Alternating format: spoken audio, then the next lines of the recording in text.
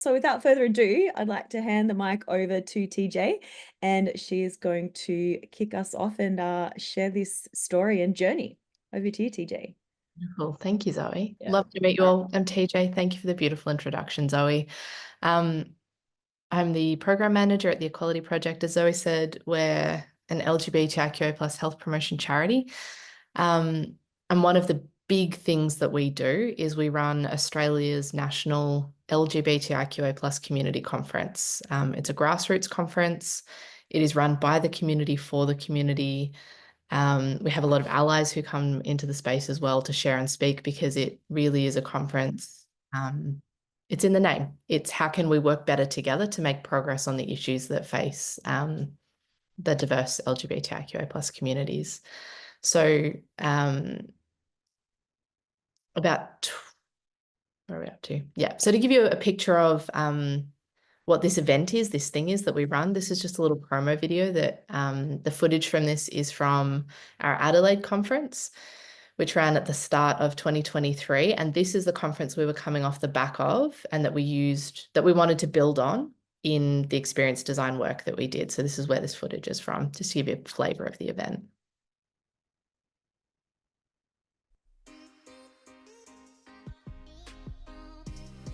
I think for a lot of our communities, there's not a lot of places around that we can freely share details about the issues that happen in our lives.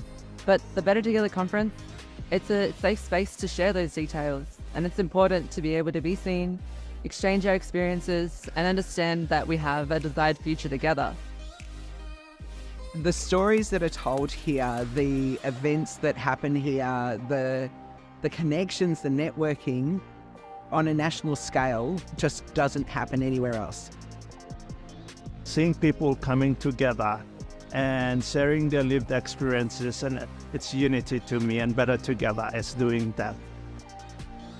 I think the Better Together conference is a stunning example of inclusivity, and anybody who wants to come to the conference can be supported to do so and be part of the conversation. And I think that sets Better Together apart from any other conference.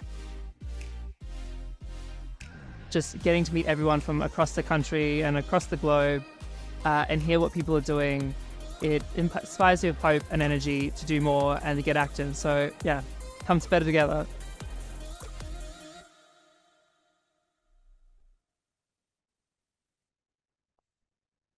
Beautiful. Maybe I can move us across. Oh, that's all right. So that was our starting point. We went through this amazing experience design process, came out the other end, and really it was a bit of an experiment.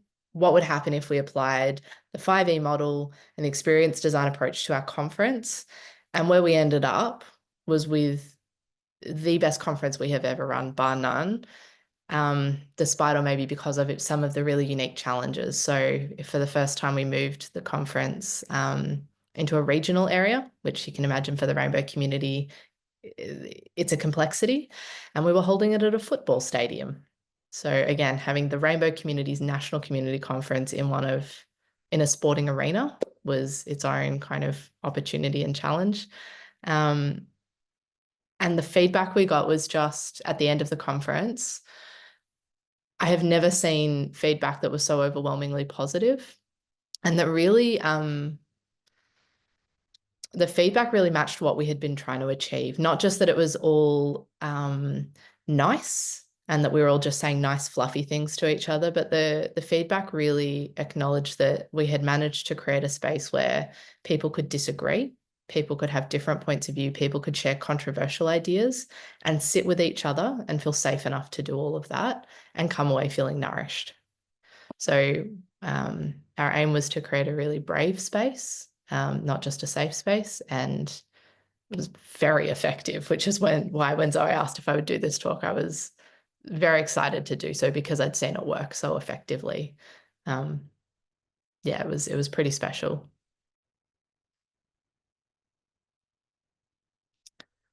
So So do you want to explain what this is lightly, or do you want me to do that? I'm really happy either way. Yeah, I can do a quick, really super quick overview. So as TJ said, you know, the goal the Equality Project team had bringing to the Experience Design Conference, to, you know, make better together even better. And this is, I guess, where it all started. So this is the main framework that we used during the Experience Design program from the KaosPilot. And it, you know, helps us identify what are those meaningful outcomes we're really trying to deliver. And then just, it's a way of thinking about it as a journey. So everything from excitement, which happens before the actual experience starts, that awareness and attraction, through to actually arriving, the main activity, the main event that happens, that captures the attention of the participants, the clear end of the experience with exit, and then extension is beyond. Excuse me. So once everybody goes home, and so that's, I guess, like the spine of how we kind of think about putting together experience using the 5E model. And yeah, and TJ is going to kind of take you through how that all kind of came to life through the work at the program. Thanks, Zoe. That's really helpful for me. I really do feel that I'm not an expert on the 5E model. I'm such a beginner. So what happened for us was, a year ago, Adrian, who's here with us, thank you, Adrian, for coming, had gone and done the learning design program, came out of it and was just like, that was amazing, mind blown. I can totally see how we can apply this to our work. And also to the rest of our team, because we're a really small team. At that point, we were 4 staff. We're now 5. But at that point, Adrian came out of his learning design course and said, look, learning design's amazing, but I actually think that what we do at the Equality Project is we create experiences for people. And I had never heard of experience design. I didn't know what an experience designer was. I certainly didn't know that there were methods that can help you to generate the magic. I thought sometimes stuff just worked and sometimes it didn't, and you just got lucky. So for me, this was all really new. So Adrian said, I think our whole team needs to go and do this 3-day live-in experience design course, because I think it's going to make us better at what we do. And this was the model that we learned, the 5E model, amongst a whole bunch of other stuff. It was incredibly experiential, and the way that we learned this was an experience in itself. And what we then got the opportunity to do was, as part of that, I pitched Better Together to our whole experience design group. And I said, we've got this conference. Some of the challenges are that it's lots of different separate groups who all come together with their own issue that they feel really passionately about. There are allies in the room who feel really nervous to talk or like it's not their space. The conference is the only one in the country. The only thing that brings this group together is that they're of diverse gender or sexual orientation. Everything else about them is diverse. They probably don't align politically or on any of the other really important stuff. So you've got this really diverse group of people, and year on year we get a lot of good feedback, but there's always like pain points. There's always points where people are scratchy or feel like they don't feel safe enough to have really hard conversations with each other, or people are shutting other people down when they want to have those hard conversations. We're moving the conference to a really new space. We're going to be in a regional area, and that's so different for us. And we're not sure how many people are going to come. So to give you some context, in Adelaide, we've got nearly 1,000 people. So yeah, we're moving it to a regional area. It's going to be in a football stadium. Like, again, the vibes are all off. How are we going to generate this amazing community experience in a space that, for lots of people in the LGBTIQ plus communities, it's a place that they associate with negative experiences, with homophobia, with a space that's not for them. So we came in with this big challenge. Here's our event. How do we make it better? And I pitched it to the group, and that's all they got. So enough people in the experience design course said, that vibes with me and I want to work on that project. So they actually self-selected in here. I was the only person from the Equality Project working on this, and I had to really let it go. And what they came up with, what the group came up with, all they had was about 10 minutes of context from me on what this event was. And they actually helped me to work through what we were actually trying to achieve. And the amount, the level to which they were able to understand what I think is a really complex event that I could talk about for 3 hours just to try and explain it all to you. I got 10 minutes to give it to them, and what they came up with was just exquisite and so on point for what we were trying to create, and so much more creative than I could have done on my own. So the first piece that was really important was that they helped to reflect back to me that what our challenge was that rather than having an LGBTIQA plus community and allies, what we actually needed to do was come together as one community, and that was the Better Together community. So how might we create the conditions for everyone attending this conference to feel like they're a part of that Better Together community, because they have the shared ideal that we can be better if we work together, that we can more effectively overcome challenges, we can be more efficient in our work if we are sharing knowledge all across the spectrum. So how do we make people feel like they're part of something? Just on the left of the slide, this is the sort of post-it notey mess that I left with, that we turned into all of these different things that we implemented at the conference. So we took it from some scribbling on a bit of paper. On the right, I've just tried to make that a bit more legible. And what we came up with was that across the conference, these are the ways that we wanted people to feel in each of the phases. So excitement, which is where maybe we'll start. The excitement phase is before anyone even arrives at your event. It might be the first time they hear about your event.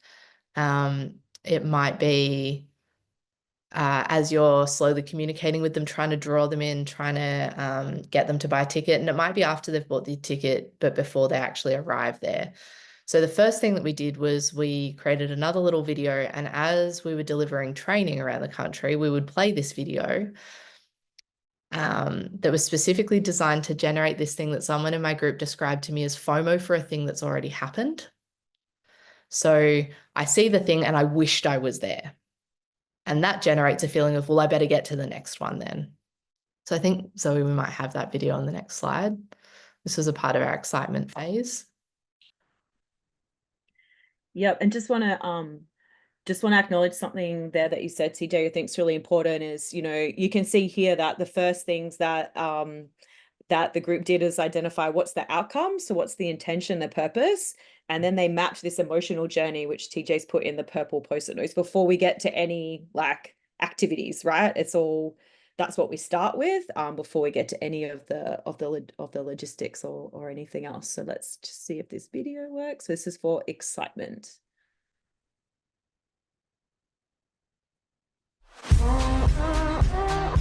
Having a dedicated LGBTIQA plus conference that's just for us, just our space, not tacked on to something else, is really an incredible opportunity for us all to do that in a way that's safe and genuinely inclusive.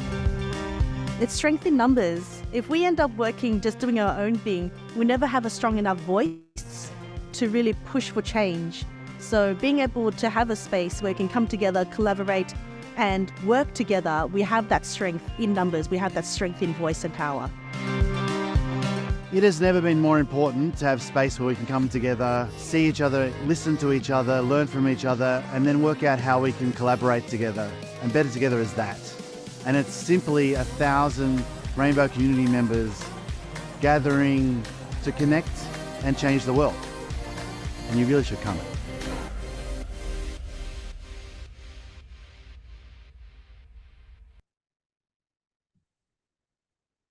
So I think what Zoe said there is super important. We were working from the feeling we were trying to generate, and that for me was a real switch in thinking. I've always been content first. What is the activity that will happen? Really leaning into how do we generate very specific feelings in people, which is, you know, those videos were really important. Our communications going out, we had a bit of a countdown happening. And every time we sent out that countdown, suddenly there was a little flurry of ticket sales and people were getting excited. We were slowly rolling out the information of what they were going to get and what was going to come, so that they had that feeling of anticipation that we were trying to generate in them. So it wasn't just, I bought my ticket 3 months ago and suddenly the event's here and I haven't heard anything. I think I'll say too, there are parts of this 5E experience that, as a team of 4 people running a conference for 1,000, we don't have the capacity to make all of the changes at once. So one of the limitations on my group and what we were able to do was that we had almost no budget to do any of this in no time. So all these changes had to be really possible for a very small group of people. So I think there's real capacity in a few of these E's to do heaps more work. Excitement, we did a few little tweaks. It was some of the other bits that we've made bigger changes, but I just think that's important to point out. We can keep going. Thank you. Entry. So entry is someone's literal entry into the event and how the event starts for them, how they feel walking through the door in those first few moments, and how this, for us, the space was set up. So big challenge, it's at a sports stadium. For some people, that's going to feel uninviting and even really intimidating. So off the back of this, one of the big things that we pushed for and managed to get was that all of these huge LED screens on the outside of the Geelong football stadium were covered in our event in rainbows. So the first thing people saw walking up was themselves. And the feelings that we were trying to create here were butterflies, that sort of anticipation, but also a sense of the radical potential of this gathering and this group of people. And by going really big and really branding a space that people doesn't normally feel like is theirs, that was a big change that they could see immediately. The next thing that we did was the actual physical entry into the event. We had people, we'd initially thought that this smoking ceremony that we did in collaboration with a group called The Long Walk, who are an Aboriginal community organisation here in Victoria, who've got an ongoing partnership with. We initially thought this would be happening at an oval across the road and that people would walk in, and it was someone in our experience design group who said, what if you did it in the football stadium? Like, what if you actually invited people into that space and they got that really epic experience? So we had people walk through and walk literally onto the boundary line through the smoking ceremony. We had the welcome to country there on the boundary line, and we then collectively walk. This is what the Long Walk does. The rainbow community and the Aboriginal community walked hand in solidarity for both of our communities and the challenges that we're facing into the conference venue itself through the stadium. So rather than pretending we weren't in a football stadium or approaching the challenge that way, we just leaned in, and we really, people said it was this really, really powerful experience walking through this space. So this was their entry into the space. And I think a lot of those changes that we made of not having it just outside on a community sports stadium, but really pushing to be allowed into this space, generated that sense of the radical potential of the event. You can go to the next slide. Thank you. And then the final bit of the entry that we designed, and I will say the entry was something that this was really one of these that we really leaned really hard into in making changes in our event, was what we call the opening plenary. So everyone's walked off the football field. They've come into this really large room with a stage. We ended up with about 800 people there, which was amazing because for a regional conference, we were expecting closer to 700. So just a huge number of people all sitting here together. And we did a couple of really important things here. The opening plenary is one of the only times the whole group of people is together. So we much more carefully curated our opening speeches, and we had more of our own team talk for the very first time. And we finished with music. So the first thing that we did was we set the space up. And we really actively leaned into this idea that we needed it to become a brave space, not a safe space. So A safe space might be somewhere where you feel warm and fuzzy and comfortable. And when that doesn't happen and that's what you're expecting, people lash out. And what we needed was a space where people were open to new ideas. People were really leaning into being learners. People had a better sense of the difference between discomfort versus harm, and they weren't conflating the two. And maybe to have a little bit of a sense of their own, what a privilege it is that we all get to be here, and to have a sense of gratitude towards the end of this entry.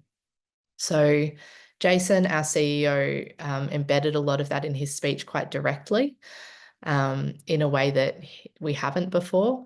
And I got up and spoke and actually pulled the curtain back a little bit. And that was really important for this group, because I don't think that most of our attendees have ever heard that over half of them come on scholarships or for free, because we do complete financial access to our event, that none of the speakers are paid to speak. Again, I think a lot of people think there's like privilege in being up on that stage, and we're able to flip that narrative to suggest that being up on the stage and delivering a talk was actually an act of service to the community, because all the speakers have paid for a ticket to be at the conference and they're not paid to talk. So by communicating much more clearly with the cohort, and yeah, pulling the curtain back a little and saying, actually, our team's really small and everyone who's not one of the 4 paid staff members is a volunteer, and we all give to you because we think this is a really important thing for you to all have. I think that was really important in setting the tone for the rest of the conference. And then rather than finish on speeches and dour and sort of housekeeping, we had the very great privilege of having the choir from ABBA, the museum in Sweden, Stockholm, come out for our event, and they were coming out to do a week of performances afterwards as a fundraiser with us. And they got up on stage and they sang I Still Have Faith in You, which is a song about thinking maybe that we don't have the energy for the work that we need to do together, and then finding the energy and the courage. And it's incredibly uplifting. So we finished with this incredible piece of music that was, there were tears, like throughout the room, people were crying. It's a piece of music that closed the last conference. So it was really specifically chosen to evoke both the feelings that were at the end of the last conference, which were really positive, and to set the tone for working together, because that's what the piece of music is about. And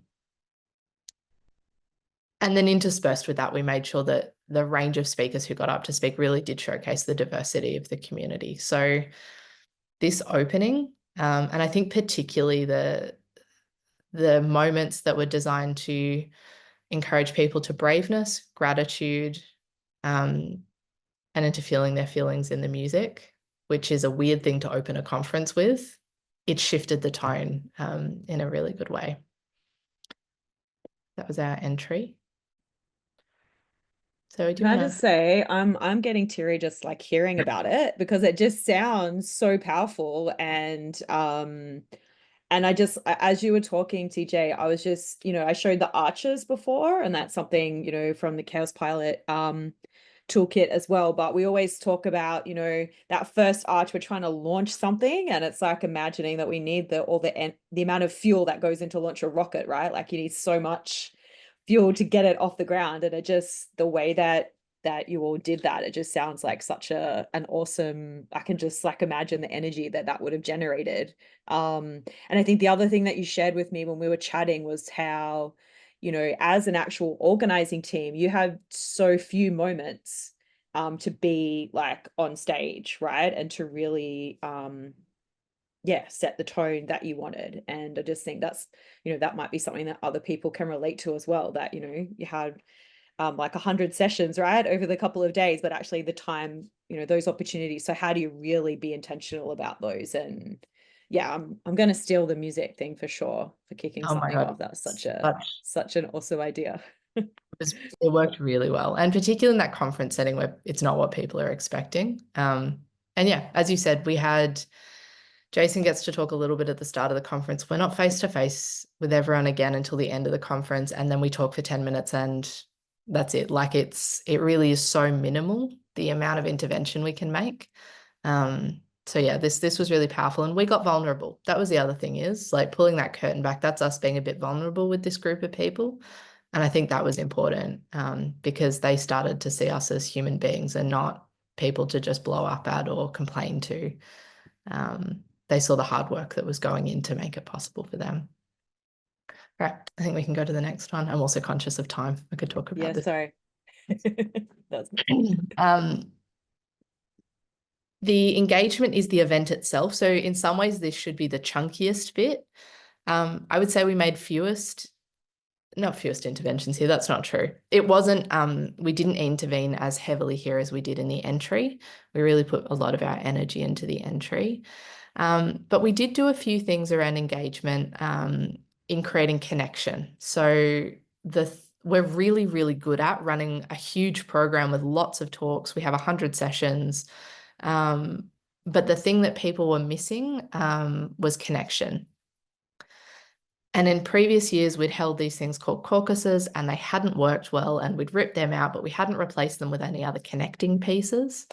For this conference, we tested badges, where people could grab a badge that had the flag of their own community on it so that they could connect with each other. Didn't work, won't use it again. That was a safe to fail experiment and one of the connection pieces that just didn't do what it needed to do.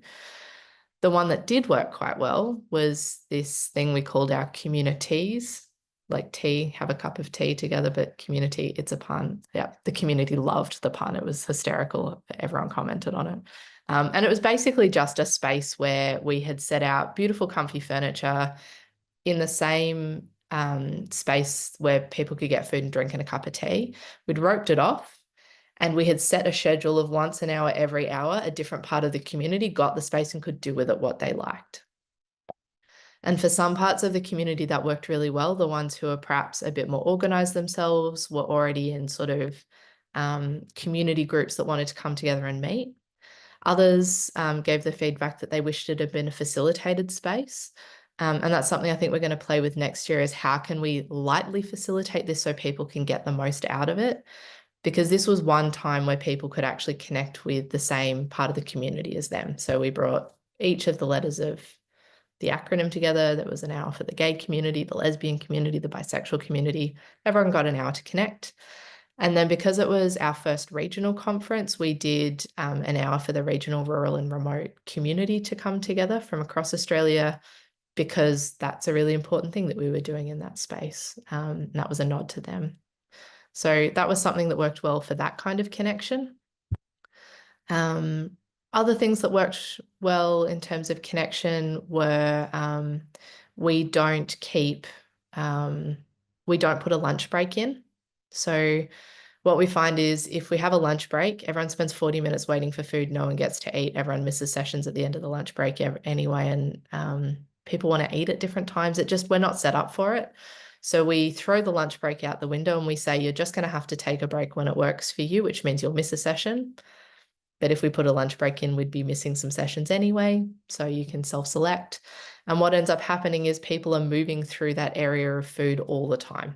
And there are big shared tables and you've got to sit with someone. So that's a point of connection that works quite well. The other new thing that we tried, which if you want to ask any questions about it later, Adrian can probably speak to, is the World Cafe. And this was a new session. We don't normally facilitate sessions ourselves. We let the community do it. It was a longer workshop session where people could come together to, I'm going to probably not say this quite right, Adrian, but basically to try and solve the problems of our community. So it wasn't on any particular topic. It used that World Cafe style. And it brought people together from across the board, and that was really effective. So I certainly think that was a good thing to run, and it works in lots of different kinds of conferences. I can't remember what's on the next. Oh, so yeah, in terms of engagement, the things that we were trying to generate were human to human being connection. We have in the past run social events in the evenings, and we might bring those back and do those again. We didn't do that this time. We let people manage themselves. And like I said, this was an area where we intervened pretty lightly, I would say, in the engagement phase. We sort of focused on the start and the end of the conference more than the middle bit itself, which has kind of been running this was our 6th conference. And then when we get to the exit, one of the things I really liked about this model was that it really acknowledges that feelings come in pairs, and that we don't have to pretend that the sad emotion in this case isn't happening. In fact, it's a good thing that we're feeling sad at the end of the conference, because it means it was really beautiful.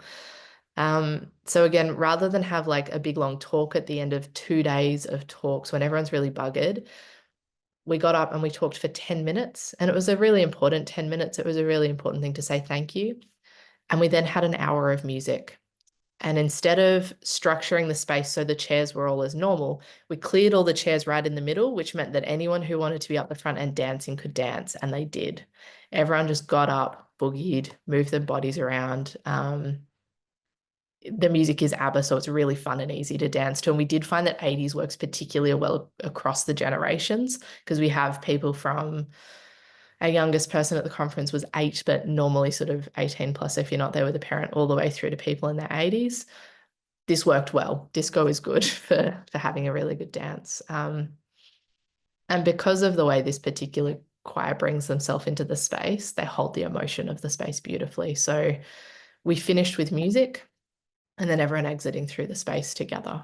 And it was pretty exquisite as a way to finish.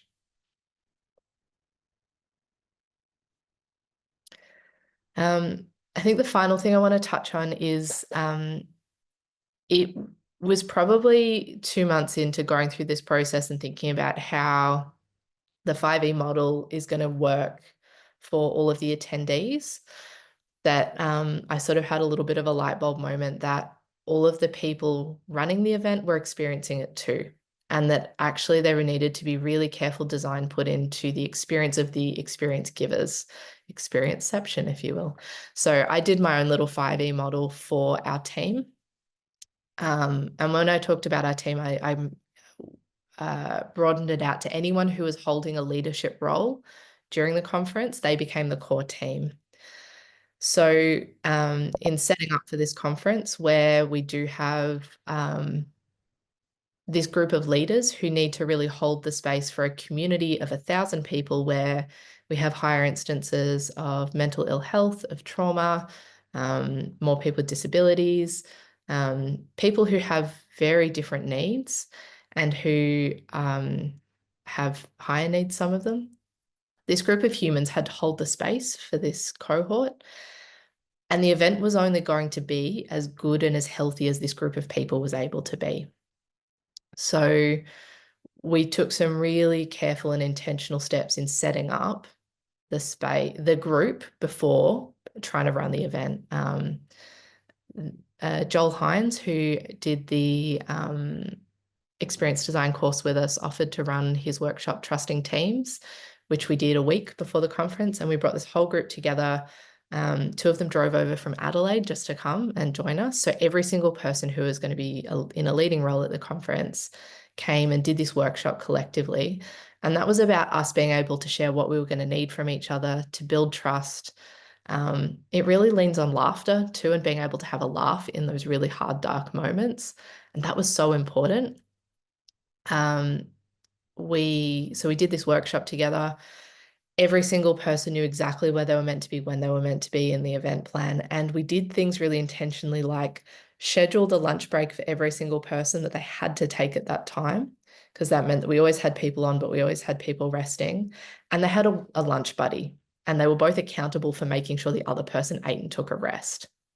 So no one could just opt out of resting. And we all committed to each other that we would rest and take time. It was scheduled. If someone saw you not resting in that block of time, we all had permission to, make sure you went and took that rest. We were all able to share things like what you need when things get really hard and stressful, and the different things that we find hard and stressful that someone else might be really skilled at and able to step in for. So nourishing the team, making sure that the people holding this space were in the best mental space that they could be, beforehand, during, and after. We then blocked after we ran this conference and had finished our fundraising activity for the week, we blocked off a whole week when no one was to check their emails, go to work. No one was allowed to read the feedback from the conference. We had a week of just mental break because everyone had done really long hours and many, many days in the lead up to the conference. So yeah, taking care of the health of the team, I think, really contributed to the feeling in the room and the way people experience the conference itself. The attendees bounced off us and our energy. I think that was really important. I'm good for I don't know what the next slide is.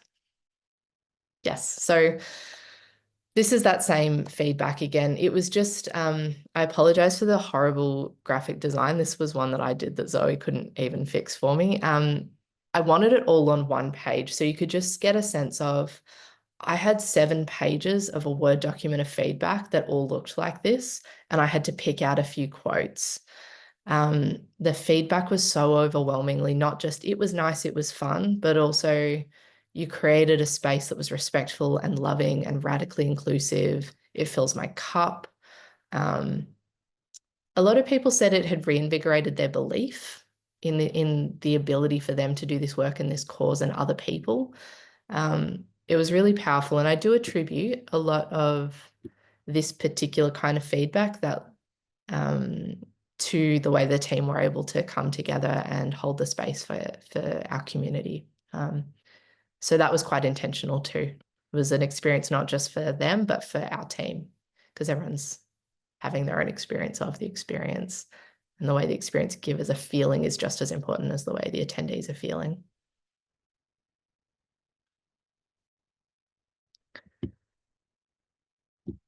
These are the 3 big takeaways. Is that right? So off the back of this, doing the experience design course, these were just other things that I wanted to quickly touch on that hadn't sort of come up through the case study of the conference. In the experience design course, we did a thing called prototyping, which blew my mind and was one of the coolest things I have done. And I use it all the time now. And prototyping, I don't want to give too much away, but it was literally using the tools in front of you to help you prototype an experience and show someone else to quickly get feedback and fix it and do it again and do it again and do it again. And we were able to prototype whole videos and like communications, chains of communication. And we prototyped our entire onboarding and buying of a ticket experience in like 10 minutes with a pen and paper. It was exquisite. It was just like, I am clearly putting way too much time, effort, and faff into creating a product that I should have prototyped many times before I had created. So that was amazing to test and try, really play with in the course. Emotion first, that's such a flip in my thinking. I think I knew it, but I wasn't applying it or doing it. Designing for emotion, such a game changer for me. The last one was how little you need. Like I said, we're a team of 4 people. Something that was really powerful actually was that our whole team went and did this course, and we then were all speaking the same language. That was incredibly valuable. We had everyone from our CEO through right there on the ground doing this. So it made us much more nimble in the way we were able to apply this. But really, we had 4 people, very little budget, like all of 20 minutes face-to-face with our audience for a 2-day 1,000-person event. It didn't take that much or that many changes to make a really big shift in our conference. And it's not that it wasn't good before. It was a really good product before, but it was special this time. And it didn't take much to do. And we can now iteratively build on that. There are E's in that model that we didn't put a lot of work into, or any. You'll see that there was nothing on the extension E. I've only shown you 4 out of the 5. And I'm hoping we might have time to work through that 5th one together. But it just didn't take that much. It didn't take that many resources to make a really big shift. It was cool. Thanks, TJ. And I think one thing that you mentioned to me when we were chatting about that 3rd one as well, you mentioned, just how little information that your teammates needed during the experience design workshop to kind of add value to Totally. what you were kind of coming up with, right? That idea of the radical collaboration, I guess. Yeah, yeah. That's They're really very little context, and they produced something exquisite that was really so aligned with what I could have, the best I could have hoped for. It was amazing. Yeah. Amazing. Well, thank you. I'm like, honestly, I was obviously there during the experience design program. And we've talked about this a few times, but I'm really blown away by the amazing work that you and the rest of the team did, and just how much advantage you took of the things that you learn, and brought those post-it notes to life. But I wanted to give a little space for others listening to share any questions you might have about any examples that TJ shared, or any appreciation as well, anything that kind of stood out to you that really got your attention kind of listening through those 5 E's. So feel free to come off mute or pop it in the chat, whatever you feel more comfortable. But it'd be great to hear kind of any thoughts, reactions, questions before we can give back to TJ and the team, and help think about extension for next year. I have a question, if I might. You spoke about creating a brave space where people could disagree, and that was some of the feedback, that people felt like they really could do that in a respectful way. Was it just the opening plenary that kind of set the scene for that, or how was it that you brought that into being? Beautiful. Thank you, Simone. We certainly set it up in our we did it in a number of ways, knowing that not everyone would hear every part of it. So our comms that went out as people signed up for the event, and then in the lead up to, we were setting expectations around how we wanted people to bring themselves to the space. It's in our terms and conditions, and it's in our agreement that people sign as part of it. That's more about being able to hold people accountable to it after the fact. I don't actually think that anyone reads the terms and conditions, even though we work so carefully through them. So it was in written communications. It was then reiterated as part of the opening plenary, and I think that's where it really landed. Not everyone will have read the comms. Some people will. I think having it in multiple places and it not being a surprise is really helpful. The other thing that I haven't talked about here that we did the day before the conference is we held what's called the Leaders Summit, where we brought together 100 leaders of the LGBTIQ+ community. Adrian ran that event. I wasn't there for it because I was setting up for the conference. That was also set up in a very similar way. And those 100 people are then dispersed through the conference, and they are holding that expectation themselves, and they are already the leaders in the community. So we did the same we did a faith day the day before as well, where we brought people of all different faiths together to have those kind of conversations. So we had kind of set up the people who hold the most power in the community to feel like they were excited about having a brave space, and like that's the space they wanted to hold. We'd set up the expectation in the comms, and we set it up in that opening plenary and really landed it. And then it sort of came out, and that ended up being how the conference rolled. It was quite beautiful. I do think too, because it was regional, some of the people who perhaps show up to some of the city conferences and are there for a bit more of their own self-promotion instead of making progress together quietly in the background, those people just didn't show up. So that probably helped too. Marnie and Adrian, do you want to add anything to that? Look, the only thing I was going to add was when you were, which might be useful for designers in the room, is your experience for us as the team with the day with Joel.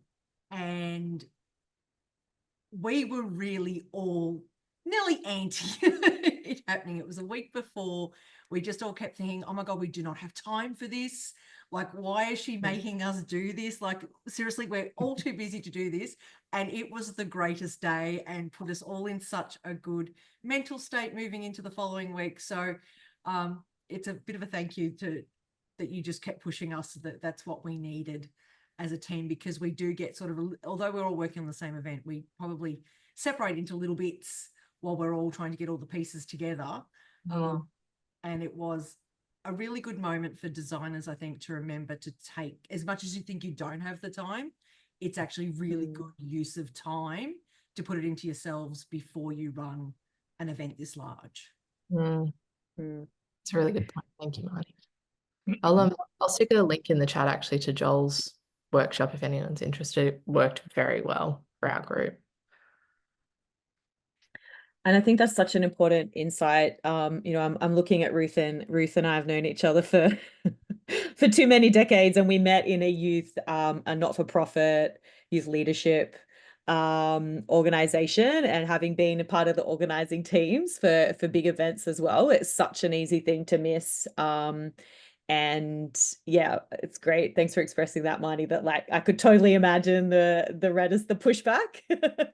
But that experienceception, yeah, brilliant insight. So important. So yeah, that's great. It's also like, it shows what a great team I had, that they all trusted me to let me take an entire day out of our schedule the week before a major event for a thing that no one thought was important. For sure.